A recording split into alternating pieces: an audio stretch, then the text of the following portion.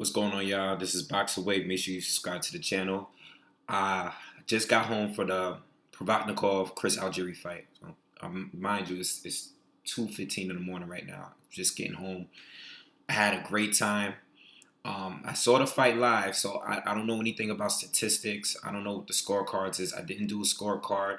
Okay, I taped it. I told everyone on Twitter that I was gonna watch the fight. Okay, and then do a video. I'm not going to do that, okay, because I kind of know, unless there's a dramatic change in my opinion on who won the fight, I'm not going to do another video, okay? I just want to get my thoughts out there while everything is still fresh and just talk about the event and everything and let you know what the atmosphere was like actually being there, okay? I had a great time. I had good seats. I had really good seats. I was on the floor like 5 rows away, okay?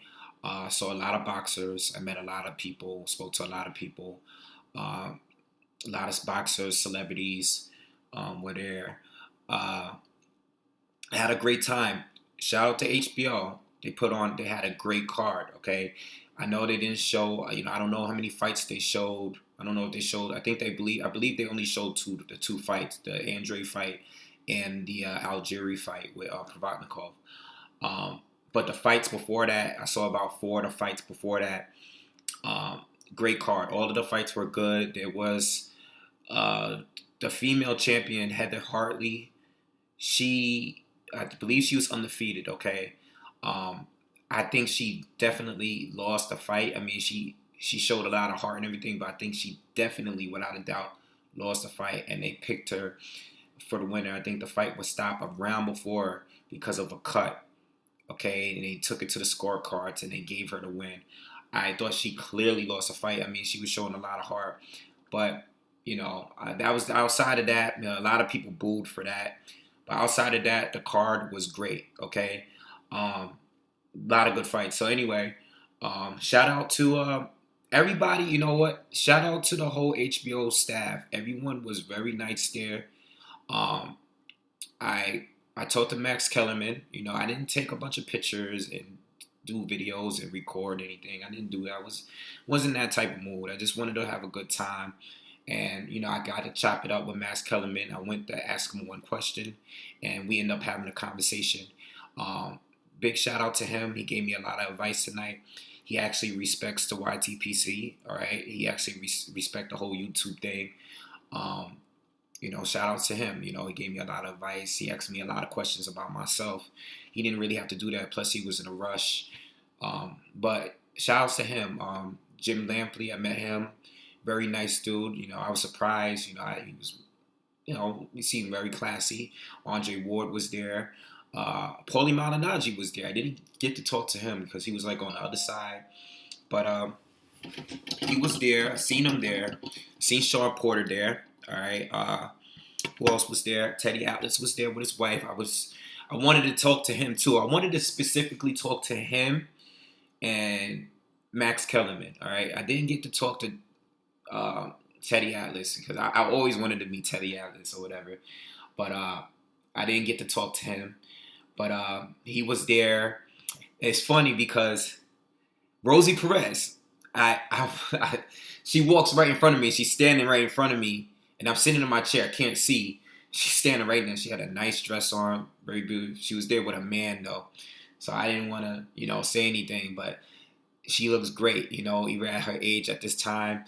That was like one of the first, Hispanic girls that I liked from childhood, okay? From back and do the right thing and everything. I seen that she still looks great. Even today, we see her on TV, everything, but in person, she still looks great. But she was there with a boyfriend, and he was not letting go of her. Zhu Shiming, okay, the boxer from China. It's crazy because he comes and he's sitting a couple of seats away from me, and no one notices him. Now, he's there with a bunch, I don't know if it's family or friends, relatives or whatever. I'm sure someone was, because it was a couple elderly women with him.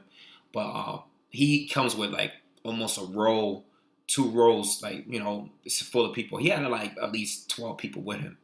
and no one notices him. You know, I'm not saying he's some big star or whatever, but like no one notices him. Like I said hello to him, but I didn't talk to him, but he was like there, and like no one noticed him. You know, and then yeah, I'm trying to think of anybody else that was there, but you know, I'm just speaking on the event. You know, I'm gonna get to the fights. I know you guys are like, yo, I don't care. Just talk about the fights. Well, it's my video. I'll talk about whatever I want to. Okay. Um, and I'm trying to think of anything now. Yeah, shout out to the whole HBO staff and everybody. Now, as far as the fights, Demetrius Andrade, not much to say.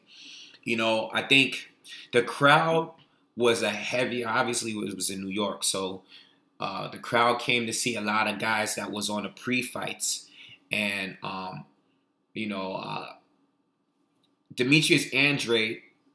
He came with a lot of people. He had a whole team, like a promoter type team. These guys were wearing the jackets and colors. You know, he got a nice, you know, I think the crowd was feeling him and everything, but you know, he had Brian Rose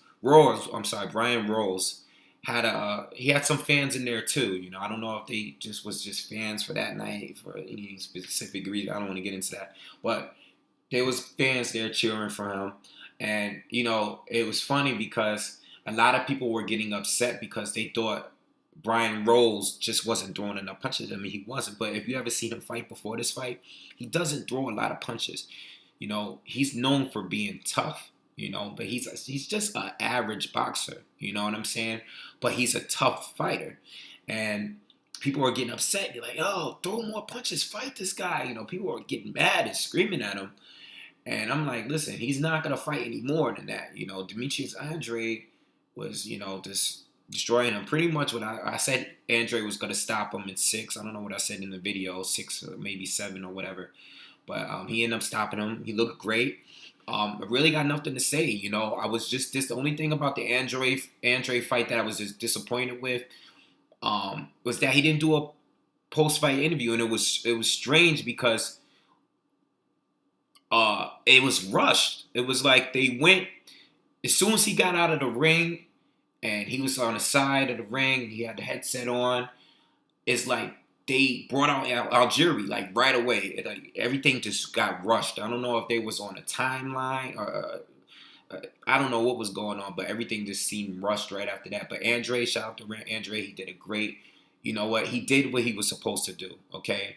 I know a lot of you like, oh, it was just Brian Ross, but you know what? There's a lot of fighters out there that go into these fights and they don't perform and beat guys like they're supposed to, okay? If he's a champion, you know, he's supposed to be some up-and-coming. He wants to fight Lara, Canelo, and Floyd, all these guys. He's calling all of these guys out, Kirkland, the Charlo twins. He's supposed to beat guys like Brian Ross like that. Brian Ross, shout out to him. He's tough. He was not giving up. He was hurt often in that fight. He got dropped, but he did not give up. And I eventually thought the ref or either his corner was going to stop the fight. There's no point, no sense of him to just keep getting beat up like that. Okay. So, you know, the crowd liked Andrade and, you know, everything was cool after that. So, you know, Algieri comes out and, you know, he was definitely the crowd favorite. All right. They loved him. A lot of people from Long Island. He's from Long Island. Ruslan got booed. Okay, he got booed. Something terrible. You know, you heard a few people trying to cheer over the booers. Didn't work, all right? He got booed. Something terrible in there, okay? It was almost to a point, there was people selling Algieri shirts outside. I walked in front of the Barclays, and the guys was like, yo, your team Algieri, they had the T-shirts on. I was like, oh, man.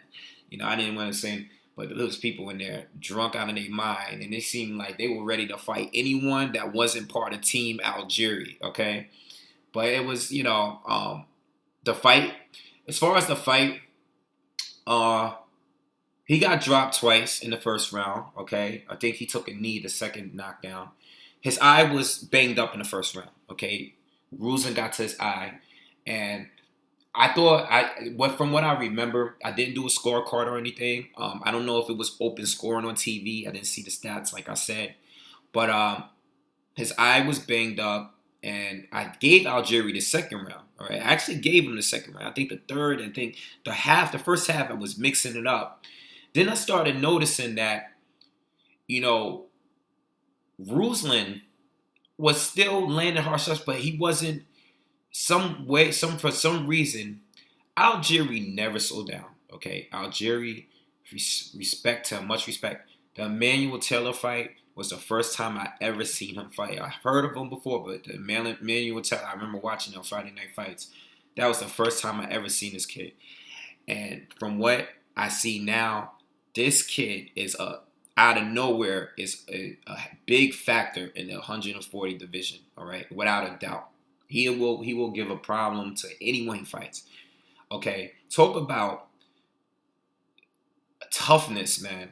I mean, this guy, his eye was busted since the first round. Okay, it was closed since like the 5th round. Okay, and he was still getting hit with left hooks throughout the whole fight, even with his eyes was closed, and he still never went down again. He was still moving. Talk about stamina. You know what I'm saying? Man, listen, that kid is tough. He was listen, he was dancing around the ring the entire fight. He never slowed down. Okay? Big respect to Algieri. His boxing skills, we already know he had boxing skills. I told you, I made a video. I actually ended up picking Ruslan at the end, my second video. But, you know, I said it was a 50-50 fight. I wouldn't be surprised if Algieri win, you know. As far as who I thought won, you know, I was feeling like Algieri won the fight, you know. And that's why I didn't want to wait until watching it again, because when I left there, I felt like Algieri won. I didn't do a scorecard, but I felt like more of the rounds, Algieri was winning because, you know, he kept tagging him with a jab. They weren't power shots, but you know what? There was a lot of inactivity with Ruslan certain rounds. Certain rounds, he really wasn't doing nothing but cutting the ring off, and he wasn't throwing enough punches, you know? I felt like, you know, at the end of the fight, the crowd, as far as the crowd reaction, like the people that were there, a lot of people felt like Algieri won, but they were a little mixed, like how I felt.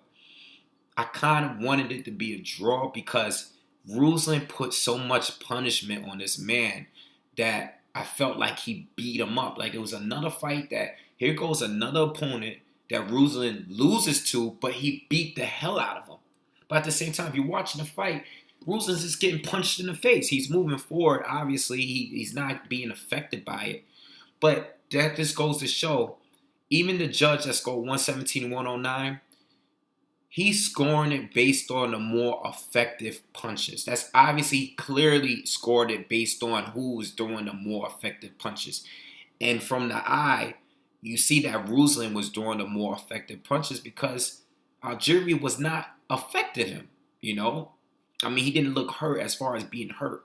You know, he didn't slow him down. And you know the thing I noticed about Ruslan too, that I noticed in the Mike Alvarado fight? The first round in that fight, and I remember this, Ruslan comes out doing a lot of head movement. The first couple rounds, maybe the 2 rounds most, maybe just the first round. He comes out, he's doing a lot of head movements like he was doing in the Algieri fight in the first round. Doing a lot of head movement, okay? Early. And then out of nowhere, he just stops. He doesn't do it anymore. He just gets tagged. He does not care about getting hit.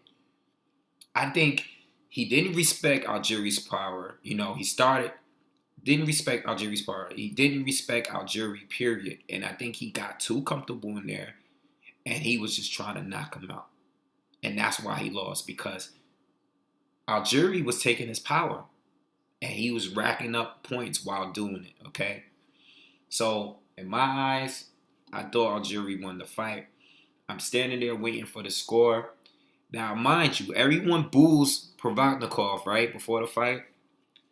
When they decided who won the fight, they gave it to Algieri. New York favorite, okay? Everyone's booing him now. It's just crazy, you know. Not everyone, people were cheering, but they were booing him so bad that I couldn't even hear his post-fight interview. Okay, they was booing him the entire time. Couldn't even hear him. So anyway, that's my thoughts on the fight. You know, the crowd was a mixed crowd. The crowd don't know what they want. You know, they boo. They just like booing. You know, the boxing fans just like being mad at something. You know, all right, they're so disgruntled. But anyway, you know, I had a great time. Definitely candidate for fight of the year. All right, I might be being a little biased because I was there and I had a good time, but anyway, subscribe to the channel. Hit me up tomorrow.